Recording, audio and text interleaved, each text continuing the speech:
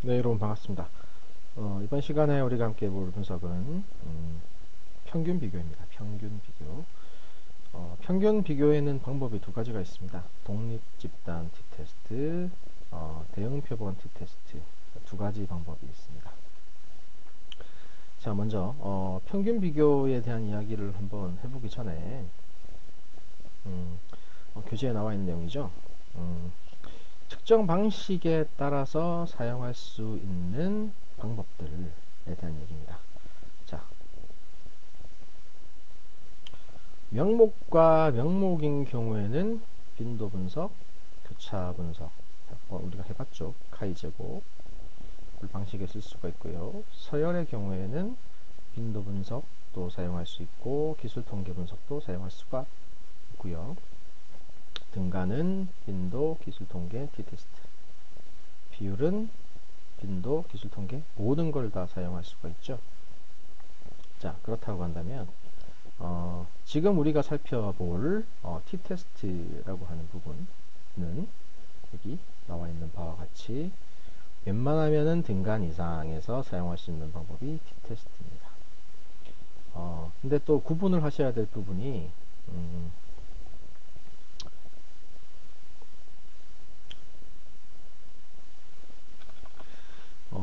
일단 두 가지로 구분이 되죠. 독립과 독립 집단 t-테스트, 그 다음에 대응 표본 t-테스트 두 가지로 구분이 되는데요. 우선 독립 집단 t-테스트 같은 경우에 우리가 사용할 수 있는 경우는 독립 변수는 명목 변수입니다. 그 다음에 종속 변수는 연속 변수. 엄밀히 얘기하면 등간 이상이죠. 엄밀히 얘기하면 등간 이상. 자, 근데 이 두 가지가 두 가지인데 여기서 기억하셔야 될 부분은 독립 집단 t-테스트에는 명목 변수인데 명목 변수도 어떠한 변수가 들어갈 수 있냐면 성별과 같이 뭐 1, 남, 2, 여 같이 이분형으로 되어 있는 두 가지 보기가 있는 명목 변수가 t-테스트의 독립 변수가 됩니다. 그러니까 두 개 이상은 안 된다라고 보시면 됩니다. 그럼 세 개부터는 나중에 우리가 함께 해볼 이론 변량 분석을 통해서 할 수가 있는 거죠. 그러면은 일단 먼저 독립 집단 t-테스트를 먼저 한번 같이 해보시고요. 그 이후에 대응 표본에 대한 설명은 나중에 하도록 하겠습니다. 자, 다시 데이터 셋으로 돌아오도록 하겠습니다. 자, 그럼 분석 들어가셔서 나와있죠. 평균 비교. 독립표본 T 검정이라는 게 있습니다. 이걸 클릭을 하시면 자, 이와 같은 창이 뜹니다. 자, 그러면 독립변수 여기 나와 있는 그룹화 변수라고 되어 있는 것에는 뭘 넣어 주셔야 되느냐? 독립변수를 넣어 주셔야 됩니다. 자, 그러면 성별을 한번 넣어 보도록 하겠습니다. 자, 그러면 이렇게 물음표가 뜨죠. 인구 1에서 물음표가 뜨는데 그룹 정의를 해줍니다. 자, 지정값 사용에는 저희 같은 경우에는 남성을 1로 코딩을 했고 여성을 2로 코딩을 했죠. 그럼 그룹 1은 1이 되는 거고요. 그룹 2는 2가 되는 겁니다. 계속 눌러주시면 이렇게 채워지죠. 자, 그 다음 차이를 한번 보고 싶은 것, 평균값의 차이를 보고 싶은 것을 검정 변수로 옮겨 주십니다. 그 다음 확인을 눌러주시면 자, 아래와 같은 표가 뜨게 됩니다. 표가 잠깐만요. 아래와 같은 표가 뜨게 되죠. 자, 그러면 이 표를 가지고 같이 한번 해석을 해보도록 하겠습니다. 자, 먼저 이거는 자아존중감 1번 문항인데요. 아마 여러분들이 아까 살펴보셨던 이 사례 서열 이상에서는 서열에서는 t-테스트를 사용할 수 없다라고 말씀을 드렸었는데, 실은 방금 전에 우리가 살펴봤던 이 결과는 자아 존중감이라고 하는 문항이죠. 이 문항은 따져보면 서열입니다. 서열인데 문제를 다시 한번 보면서, 자, 이렇게 열문항으로 묶여져 있는 일반적으로 리커트형 척도라고 하는 문항들은 일반적으로는 등간 이상으로 간주를 해줍니다. 서열 같은 경우 이렇게 되어 있는 문항들 같은 경우에는 등간 이상으로 인정을 해주는 경우들이 있다라는 거죠. 엄밀히 따지면 등간은 아니죠. 하지만 동일한 간격이 있다라고 인정을 해주는 것이죠. 자, 그래서 그 값의 차이를 한번 살펴보도록 하겠습니다. 자, 보시면 다른 사람처럼 가치가 있다고 생각한다. 자아존중감 1번 문항입니다. 점수가 높을수록 어떤 거죠? 나는 다른 사람처럼 가치가 있다고 생각을 하는 거죠. 자, 남녀 간의 차이를 보시겠습니다. 자, 남성의 사례수는 62명, 여성은 188명이고요. 남성의 평균은 1번 자아존중감 1번 문항의 평균은 2.8387점이고요. 여성은 3.1064점입니다. 평균 차이가 한 어느 정도 납니까? 여기 보시면 나와 있죠. 0.26767점 정도의 차이가 납니다. 이 정도의 차이는 결국 남성에 비해서 여성이 다른 사람처럼 가치가 있다고 생각을 하는 거죠. 자, 우리가 여기서 얻어낸 이 값은 그러면 표본에서 얻어낸 값이라는 겁니다. 이 값은.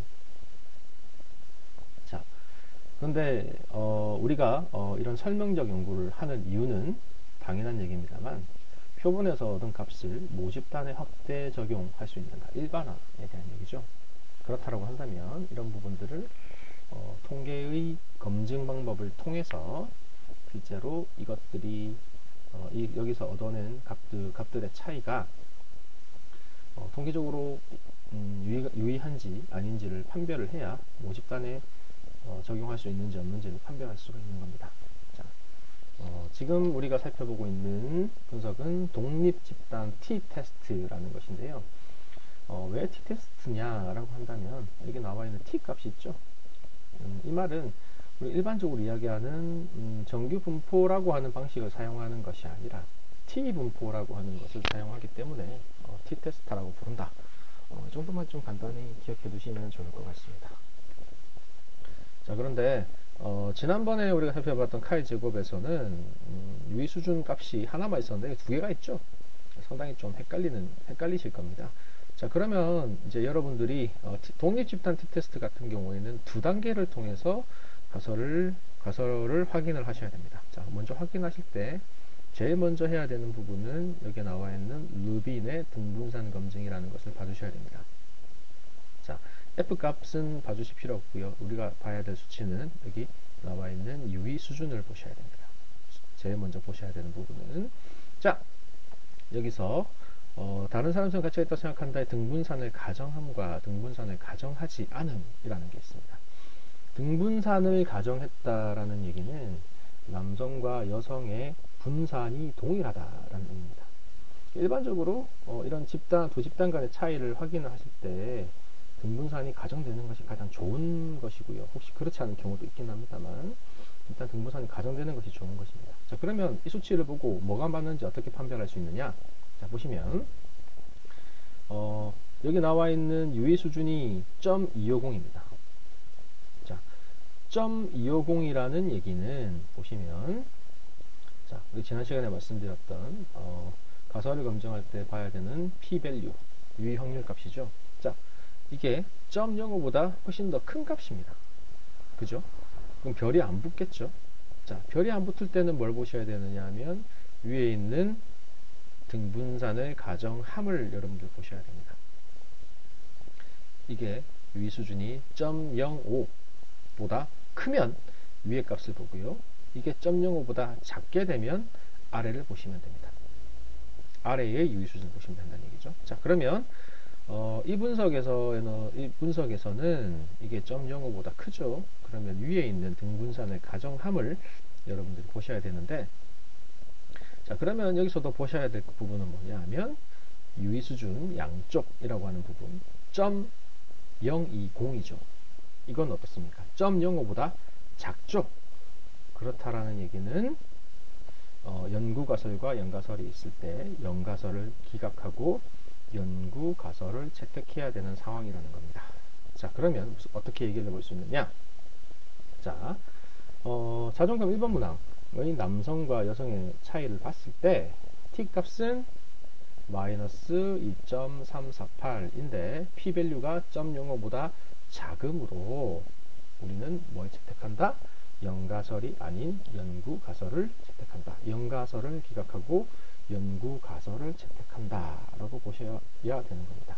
자, 그럼 이걸 확대 적용해서 한번 해석을 해보죠. 자, 우리가 표본에서 얻어내는 값은 당연한 얘기지만 남성이 여성에 비해서 1번 문항의 점수가 낮았죠. 이건 표본에서 얻어낸 값이고요. 그것을 모집단에 확대 적용을 한다라고 했을 때는 어떻습니까? 적용이 가능하다 라고 얘기해 볼 수 있겠죠. 그러니까 우리가 얻어낸 결과는 다른 대상에도 적용해 볼 수 있다. 다른 남녀 간의 자아 존중감에서도 우리가 차이를 얻어낼 수 있다 라고 해석을 해볼 수 있는 겁니다. 자, 주의하실 점 다시 한번 말씀드리면, 첫 번째, 독립집단 T테스트에서는 먼저 르빈의 등분산 검정을 통해서 등분산이 가정되는지 가정되지 않은지를 먼저 확인한다. 이게 0.05보다 크면 등분산을 가정함으로 본다. 그럼 위의 값을 봐야겠죠? 봤을 때는 어떻다는 거죠? 남성과 여성의 자아 존중감의 차이를 검증하기 위해 독립 집단 T테스트를 활용했다. 그 결과 T는 마이너스 2.348, 이게 P는 0.05보다 작죠? 여기가 이런 식으로 나타나 남성과 여성의 차이는 통계적으로 유의한 것으로 나타났다 라고 결과를 해석해 주시면 되는 겁니다. 자, 다음 우리가 한번 해볼 분석은 대응 표본 T테스트입니다. 자, 그럼 대응 표본 T테스트는 독립 집단 T테스트랑 어떤 동질성이 있습니까? 네, T테스트라는 점에서는 동일하죠. T라는 분포를 활용한다라는 거죠. 자, 대신 여기서 독립 변수는요, 대응입니다. 대응이라는 표현은 페어링이죠. 쌍을 이룬다라는 얘기죠. 쌍을 이룬다라는 얘기는 가령 예를 들면 이런 경우입니다.